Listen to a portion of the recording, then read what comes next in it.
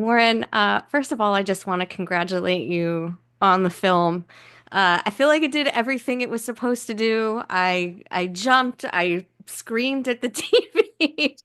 It was quite the ride you took us on.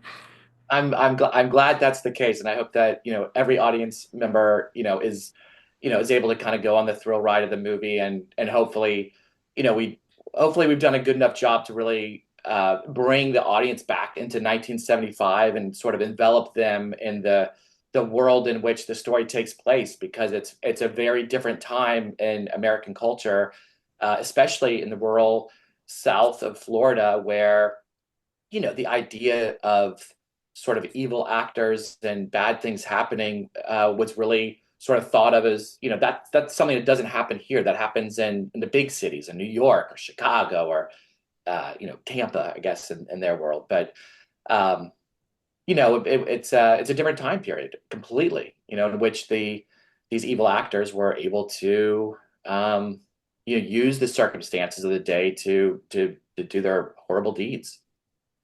I do want to touch on that, obviously. I grew up on the East Coast, and as a child of the 80s too, you remember the stories about the vans and stay away from the guy in the van.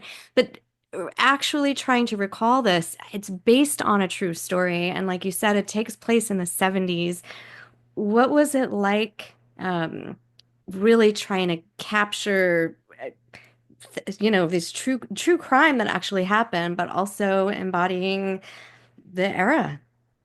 Yeah, I mean, you're trying to find a balance between telling a good story, telling something of entertainment that's going to entertain an audience and take them on a thrill ride, but at the same time, giving them a little bit of authenticity of this being an actual story based on a real survivor's experience.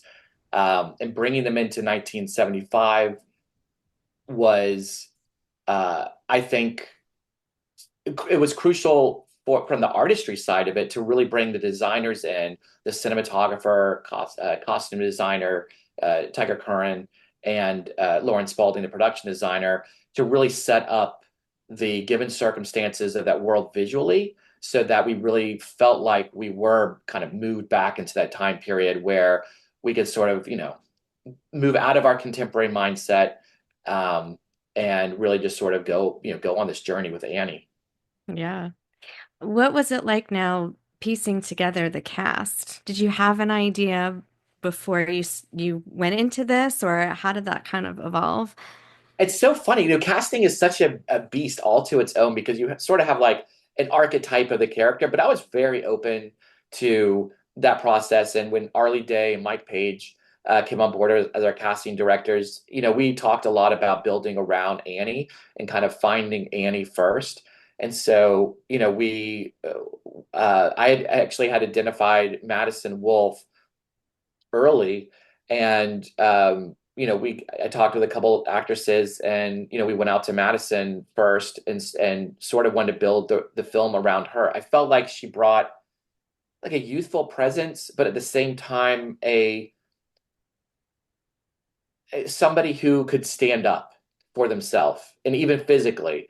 And those two aspects really sort of helped define Annie's character, and what her ultimate experience was going to be. So having her on board first was, I think, crucial to the casting, and then being able to bring on, the Breck Bassingers of the world, who, I mean, she's so fun to work with.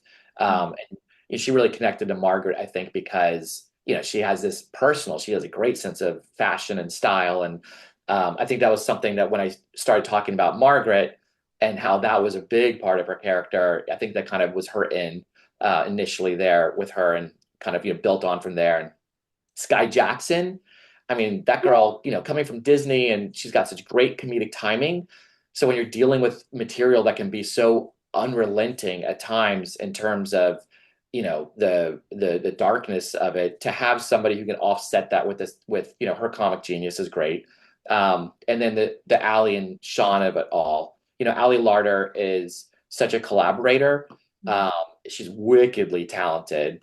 And for her to be a part of this and to come on board, both she and Sean, as executive producers to ensure this film happened. As contemporary parents, I think it was important for them that this film get made. So, to kind of harken back to a time where, there were a lot of girls went missing, and there's still a lot of closure to be found, on them. And this is a true crime story that the ending is not fully written. There are cold cases still pending. The police are still working on, finding those victims and trying to find closure. And I was heartened to know that when I started doing research, 45 years later after the crimes that happened in this story. Warren, what a movie. It was really great hanging out with you today. So thank you so much for taking the time.